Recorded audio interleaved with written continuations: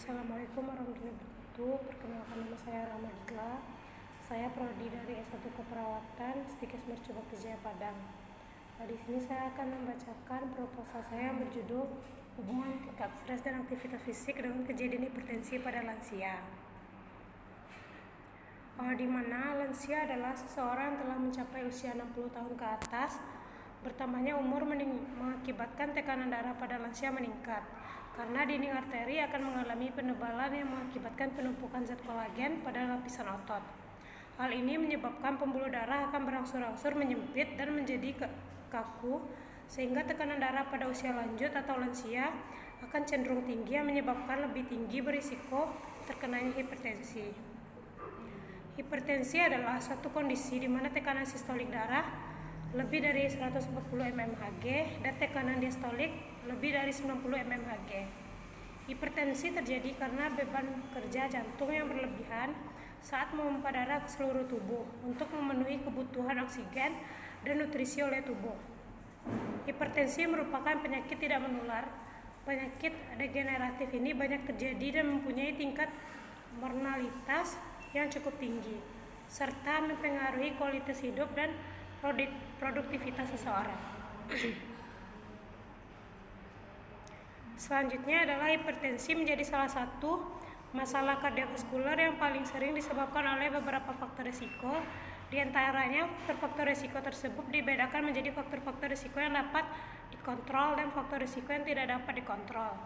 Pada faktor yang tidak dapat dikontrol, di antara lain adalah faktor genetik, usia, jenis kelamin, dan etnis. Sedangkan pada faktor-faktor yang masih bisa dikontrol diantaranya obesitas, nutrisi dengan asupan garam berlebihan, kolesterol tinggi, merokok, stres, dan aktivitas fisik. Jadi dapat disimpulkan adalah hipertensi adalah tekanan darah diastolik di atas 140 mmHg dan tekanan darah diastolik di atas dari 90 mmHg, atau bila pasien memakai obat antihipertensi. Dapat disimpulkan juga hipertensi adalah tekanan darah yang tinggi yang bersifat abnormal dan diukur paling tidak pada 3 kesempatan yang berbeda. Selanjutnya yaitu aktivitas fisik, di mana setiap gerakan tubuh yang meningkatkan pengeluaran tenaga dan energi. Aktivitas fisik juga dapat dilakukan beberapa olahraga. Olahraga adalah suatu bentuk aktivitas fisik yang terencana dan terstruktur, yang melibatkan gerakan tubuh berulang-ulang dan ditunjukkan untuk meningkatkan kebugaran jasmani. Menurut Backe 2010, untuk mengukur tingkat aktivitas fisik seseorang diperlukan indeks bekerja, indeks olahraga, indeks waktu luang, di mana cara penilaiannya adalah sebagai berikut. Yang pertama, adanya aktivitas. Yang pertama yaitu indeks pekerjaan, di mana yang satu adalah pekerjaan ringan.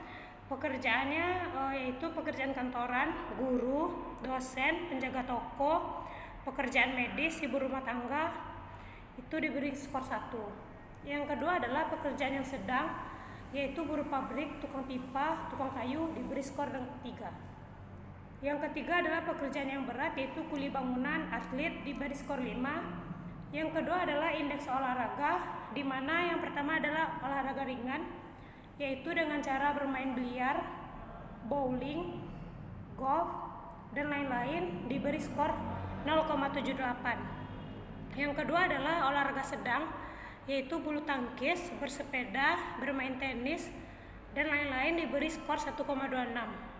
Yang ketiga yaitu olahraga berat seperti tinju, basket, sepak bola, rugby, diberi skor 1,76.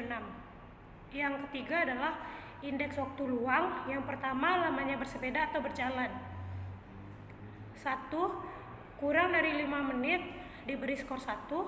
Yang kedua 5-15 menit diberi skor 2. Yang ketiga 15 menit sampai 30 menit diberi skor 4. Yang keempat yaitu 30-45 menit diberi skor 5. Aktivitas fisik yaitu terbagi dari 3.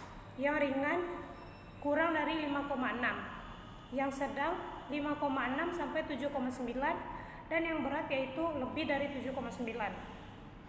Faktor-faktor yang mempengaruhi aktivitas fisik yaitu ada umur, di mana aktivitas fisik meningkat sampai mencapai maksimal pada usia 25-30 tahun.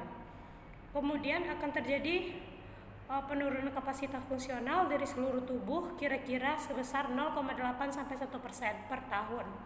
Tetapi bila rajin berolahraga, penurunan ini dapat dikurangi sampai separuhnya. Yang kedua yaitu jenis kelamin, di mana sampai pubertas biasanya aktivitas fisik remaja laki-laki hampir sama dengan remaja perempuan. Tapi setelah pubertas, remaja laki-laki biasanya mempunyai nilai yang jauh lebih besar daripada perempuan. Yang ketiga yaitu pola makan, di mana makanan adalah salah satu faktor yang mempengaruhi aktivitas. Karena bila jumlah makanan dan porsi makan lebih banyak, maka tubuh akan merasa mudah lelah dan tidak ingin melakukan kegiatan seperti olahraga atau menjalankan aktivitas lainnya. Kandungan dari makanan yang berlemak juga banyak mempengaruhi tubuh untuk melakukan aktivitas sehari-hari ataupun berolahraga. Sebaiknya makanan yang akan dikonsumsi dipertimbangkan kandungan gizinya agar tubuh tidak mengalami kelebihan energi namun tidak dapat dikeluarkan secara maksimal. Yang keempat yaitu penyakit atau kelainan pada tubuh. Konsep hipertensi adalah tekanan darah diastolik lebih dari 140 mmHg dan tekanan darah diastolik yaitu lebih dari 90 mmHg, atau bila pasien memakai obat antihipertensi.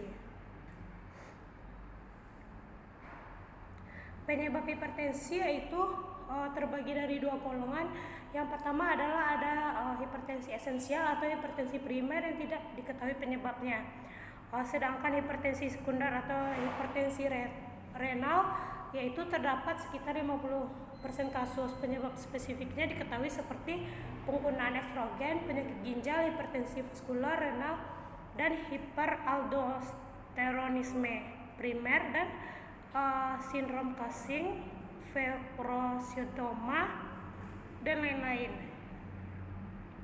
Menurut Muhammadun 2010, penyebab hipertensi adalah yang pertama ada yang daya tahan tubuh terhadap penyakit, yang kedua genetis, yang ketiga umur, yang keempat jenis kelamin, yang kelima adat kebiasaan. Di mana pengobatan hipertensi juga ada diuretik, beta blockers, calcium channel blockers, dan di mana hipertensi esensial tidak diobati tetapi dapat diberikan penggunaan obat untuk mencegah terjadinya komplikasi seperti berhenti merokok dan lain-lain. Pencegahan hipertensi juga ada, yaitu dengan cara olahraga yang cukup, tidak merokok. Cara menghindari pengaruh rokok yaitu sebaiknya menghindari daerah yang terkena asap rokok. Jika ada seseorang perokok, kurangilah jumlah batang rokok dan lama menghisap. Klasifikasi hipertensi yaitu dapat dilihat dari gambar. Selanjutnya adalah komplikasi hipertensi. Yang pertama adalah dapatnya terjadi stroke, infark miokard, gagal jantung, gagal ginjal. Yang pertama adalah di sini juga ada proses menua, di mana proses menua adalah proses sesuatu keadaan yang terjadi dalam kehidupan manusia. Proses menua merupakan proses sepanjang hidup yang tidak hanya dimulai dari suatu waktu tertentu, tetapi dimulai sejak permulaan kehidupan. Di sini juga ada aspek fisiologis, di mana perubahan akibat proses menua dan usia biologis. Dengan makin lama lanjutnya usia seseorang, maka kemungkinan terjadi penurunan anatomik dan fungsional atas organ-organ yang makin besar. Penata laksanaan hipertensi, di mana di sini tata laksananya ada 3. Yang pertama penata laksanaan farmakologis, yang kedua penata laksanaan non farmakologis, dan yang ketiga yaitu pelaksanaan non farmakologis. Konsep dasar lansia yaitu suatu kejadian yang pasti akan dialami oleh semua orang yang dikarunia usia sepanjang masa. Terjadi tidak bisa dihindari oleh siapapun, namun manusia dapat berupaya untuk menghambat kejadiannya. Batasan-batasan lansia menurut WHO, yang pertama adalah usia pertengahan atau midway age, ialah kelompok usia 45-59 tahun. Yang kedua lanjut usia antara 60-74 tahun. Yang ketiga lanjut usia ada antara 75 sampai 90 tahun. Usia sangat tua yaitu di atas 90 tahun. Menurut Prof. Dr. Sumiati, 0 sampai 1 tahun merupakan masa bayi, 1 sampai 6 tahun merupakan masa prasekolah, 6 sampai 10 tahun masa sekolah, 10 sampai 20 tahun masa pubertas, 40 sampai 65 tahun masa setengah umur, 65 tahun ke atas masa lanjut usia. Menurut Departemen Kesehatan Republik Indonesia, pengelompokan lansia menjadi 3, yaitu virilitas, usia lanjut dini, dan lansia berisiko tinggi untuk menderita berbagai penyakit degeneratif. Menurut Bandadiyah, faktor-faktor yang mempengaruhinya adalah keturunan, nutrisi, status kesehatan, pengalaman hidup, lingkungan, dan stres. Di mana di sini juga ada perubahan-perubahan yang terjadi pada lansia, yaitu sel, di mana lebih sedikitnya jumlahnya, lebih besar ukurannya, berkurangnya jumlah cairan. Yang kedua adalah sistem pernapasan. Yang ketiga adalah sistem pendengaran. Yang keempat sistem penglihatan. Di sini juga ada ciri-ciri lansia, yaitu usia lanjut merupakan periode kemunduran. Yang kedua, orang lanjut usia memiliki status kelompok minoritas. Dan ketiga, menurut kebutuhan perubahan departemen. Yang keempat, penyesuaian buruk pada lansia. Dan kerangka konsep. Konsep adalah suatu abstraksi yang dibentuk dengan menggeneralisasikan suatu pengertian. Kerangka konsep adalah suatu uraian dan visualisasi hubungan atau kaitan antara konsep satu terhadap konsep lainnya. Hipotesis adalah suatu jawaban yang bersifat sementara terhadap permasalahan penelitian sampai terbukti melalui data yang terkumpul, di mana HO-nya tidak ada hubungan aktivitas fisik dengan kejadian hipertensi pada lansia. H1-nya ada hubungan aktivitas fisik dengan kejadian hipertensi pada lansia. Desain penelitian adalah sesuatu yang vital dalam penelitian yang memungkinkan memaksimalkan suatu kontrol beberapa faktor yang bisa mempengaruhi validitas suatu hasil. Populasinya adalah setiap subjek yang memenuhi kriteria yang telah ditentukan. Sampel merupakan bagian populasi yang akan diteliti atau sebagian jumlah dari karakteristik yang dimiliki oleh populasi. A. Karakteristik inklusif. Yang pertama, lansia yang tidak bisa membaca dan menulis.